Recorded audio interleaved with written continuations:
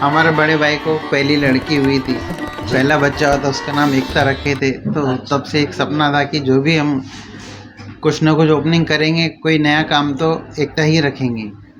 दर्शकों, इस वक्त हम एकता ज्वेलर्स के जो मालिक हैं, जो कहीं ना कहीं अपने दर्शकों को और अपने आने वाले ग्राहकों को ये मानते हैं कि वो आने वाला ग्राहक एक भगवान है, एक परिवार का सदस्य है। आइए जानते हैं कि कब उन्होंने ये सोचा मन में कि अगर मैं अपनी कोई शॉप खोलूँगा, कोई शोरूम खोलूँगा तो उसका नाम एकता रखूँगा। हमने जब ये नाम सुना एकता ज्वेलर्स तो बड़ी खुशी हुई। बड़ा ही अनूठा और एक संदेश अपने आप में छुपा हुआ है एकता में। कब आपके जहन में ये बात आई कि मैं एकता के नाम से कोई शोरूम प्रारंभ करूँगा?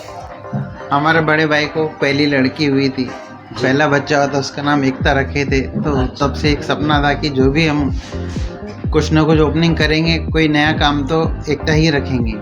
तो लगभग कितने साल हो चुके हैं इस शोरूम को शुरू हुए? करीबन 35 साल हो चुके हैं। 1990 में स्टार्ट किया हुआ है ये। अच्छा, जब आपने ये काम शुरू किया तो क्या क्या कठिनाइयों का सामना आपको करना पड़ा? बहुत सारी कठिनाइयाँ है जिसका विवरण करना अभी तो ये समय पे तो ऐसा लगता है कि जो भी हो गया वो अपने को सुधारने के लिए हुआ था। तो उस कठिनाई को देखते हुए आज वो हम हर कठिनाई दूर करते हुए ग्राहकों का विश्वास जीतते हुए आज हम इस दौर पे पहुंच चुके हैं। आम तौर पर ये देखा जाता है कि आपके समाज से जो लोग आते हैं वो कपड़े के बिज़नेस में ज़्यादा हैं या कटलरी के और भी दूसरे जनरल इलेक्ट्रॉनिक्स हुआ, इन सारी चीज़ों में है। लेकिन ज्वेलर्स में आम तौर पर मारवाड़ी समाज का ही ज़्यादा वर्चस्व दिखता है। लेकिन आपने इस शहर में एक सर्वोच्च स्थान हासिल कर लिया है, ये कैसे संभव हुआ? इस बिज़नेस में कैसे आए ज्वेलर्स के? नहीं, कैसा है, कोई भी बिजनेस में किसी समाज का ये कुछ नहीं रहता है, बस एक दृढ़ विश्वास रहता है कि मैं कर पाऊंगा। बस मेरा तो वो ध्येय था कि मैं कर पाऊंगा और मुझे आगे बढ़ना है।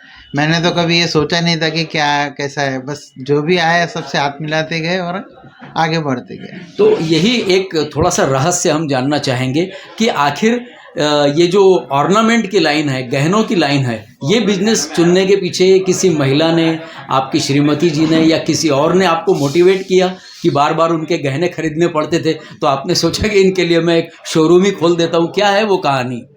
नहीं, कहानी तो हमारी पिताई के दोस्त था, सोनारी था जी जिस सोनार के बदौलत आज हम वो अंजनगांव के थे। जी। तो जिसके बदौलत हम ये सब कर पाए, तो उनका आशीर्वाद सदैव गुरु के रूप में रहता है मुझे। तो आज भी मैं उनको नमन करता हूँ। अच्छा, चलिए, बहुत अच्छा लगा। और इतना बड़ा बिजनेस चलाते हुए भी ऐसे लगता है कि आप जैसे कोई पद पर हैं और आपकी जो चेहरे की एक गरिमा है, एक मुस्कान है, वो भी बड़ी प्रभावशाली है। इसके पीछे क्या रहस्य है? कोई भी काम करो तो दिल से करो और उसमें जो भी काम किया है फिर उससे संतुष्टि भी अपने आप को रखना जरूरी है। तो हमारा मन तो अभी वही चीज़ में है कि जो भी है अपने पास उसको संतुष्टि है और संभाल के चलना है। कोई ऐसा कुछ दिमाग में बाकी चीज़ें कुछ नहीं आती, जो है उसको संभालो। तो इसमें हमारे बच्चे भी एकदम हैप्पीनेस रहते और हम भी हैप्पीनेस। हमारे को आगे के भविष्य में पूरी दुनिया अपने पास रखना है, ऐसा हमने कभी जीवन में सोचा ही नहीं है। जो है अपने पास उसको संभालो। जी सुरेश जी, एक सवाल और हम पूछना चाहेंगे। जब इतना बड़ा ब्रांड आपने यहाँ पर खड़ा कर दिया है, भविष्य में क्या योजना है? क्या आप इसको और दूसरे शहरों में ले जाना चाहते हैं? कहाँ कहाँ किस प्रकार से विस्तार करना चाहेंगे? नहीं, विस्तार में ऐसा कुछ नहीं है। 4 शोरूम है हमारे जी। चारों शोरूम को बहुत अच्छी तरह प्रोग्रेस करना है, बहुत अच्छी तरह कस्टमरों को सेवा देना है। वो 440 कब हो जाएंगे इसका पता नहीं चलेगा। अपन फिलहाल ये 4 कहाँ कहाँ पर हैं? परतवाड़ा, अमरावती, यवतमाल और अकोला। अच्छा, और सबसे अच्छा रिस्पांस किस शोरूम को प्राप्त हो रहा है? सबसे अच्छा तो परतवाड़ा मेन बेस है, तो यहीं से स्टार्ट है, तो यहाँ से तो ये तो सदाबहार है। जी बाकी तो सब जगह है, एक नंबर ही है, सब जगह अच्छा ही है। जी। तो जब आपने इतना बड़ा एम्पायर ये खड़ा कर दिया है तो आपके आने वाली पीढ़ी भी बड़ी खुश होती है। आपके जो सुपुत्र हैं यश जी, वो क्या कहते हैं आपको जब आपने इतना बड़ा प्लेटफॉर्म दिया है? तो यश ने तो वो जब ग्रेजुएट हुआ था तो वो उसका जब मेरे देखा कस्टमर से बात करने का तरीका या कस्टमर का विश्वास, तो उन्होंने वो छोड़ दिए जो पूना का उनका सपना था कि मैं पूना जाके सर्विस करूँ। वो सब छोड़ के वो बिजनेस में आ गया। नहीं, मैं भी आपके तरह कुछ तो भी नाम कमाऊंगा। तो हमने अकोला को ओपनिंग किए थे उस टाइम पे फिर। जी। एक बात और हम जानना चाहेंगे, आज हमने देखा कि जो आपने लकी ड्रॉ से सोने की बरसात कर दी है इस जुड़वा नगरी में, तो ये जो एक अवसर है, शुभ अवसर, इसको और उत्तम बनाने के लिए आपने ये जो प्रयास किया है, इसका आइडिया सबसे पहले किस साल में आपने शुरू किया? ये तो हर मतलब 15-16 सालों से कुछ न कुछ हम कस्टमर के हित में बहुत सारे करते रहते हैं स्कीम।